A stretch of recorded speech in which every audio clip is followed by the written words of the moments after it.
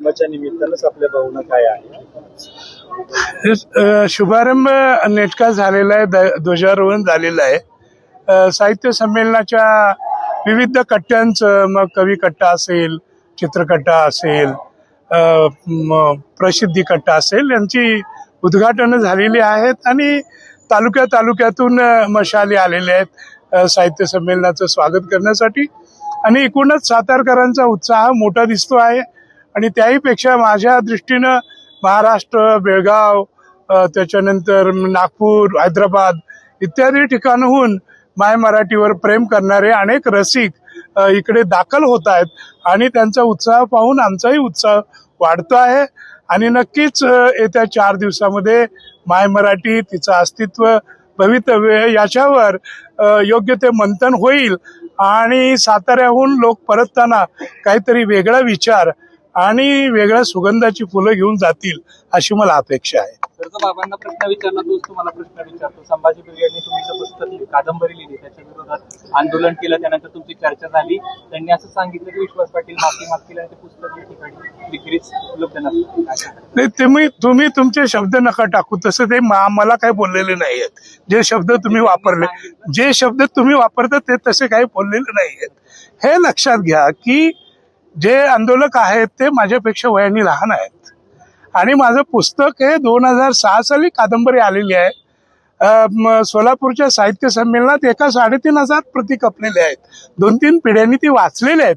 तरी सुद्धा आमच्या तरुण मित्रांना या संभाजी ब्रिगेडच्या काही शंका असल्या तर ते आम्ही एकमेकांसमोर बसून त्यातून ठरवायचं आणि मार्ग काढायचं ठरवलेलं आहे.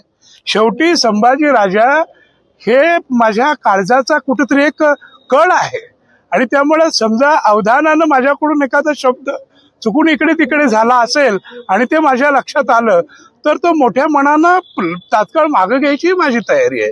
यापेक्षा मी वेगळं काय सांगू.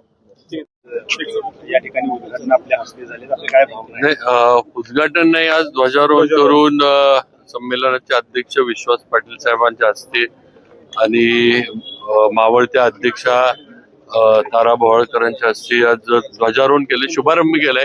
उद्घाटन हे उद्या अध्यक्ष विश्वास पाटील साहेब आणि मुख्यमंत्र्यांच्या देवेंद्रजी फडणवीसांच्या उपस्थितीत होणार आहे.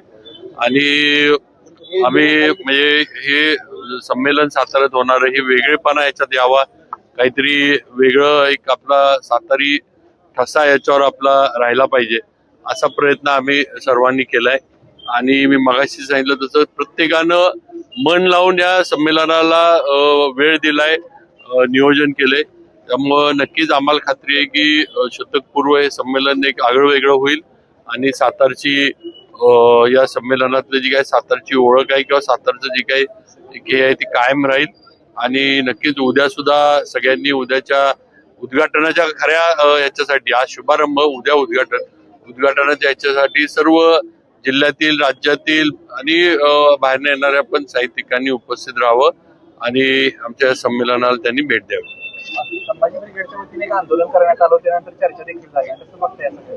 नाही, त्यांना त्यांच्या ज्या काही 1-2 शंका होत्या त्या बाबतीमध्ये त्यांनी निवेदन दिलं होतं. कलेक्टर साहेब वगैरे यांनी सुद्धा, विश्वास पाटील साहेब वगैरे सगळ्यांनी त्याच्यावर केलं आणि त्याच्यातनं जे हे असेल ते त्यांच्याशी चर्चा करून योग्य तो मार्ग आम्ही काढू अशा पद्धतीचं त्यांच्याशी चर्चा झालेली. जिल्हा प्रशासनानं पण चर्चा केलेली.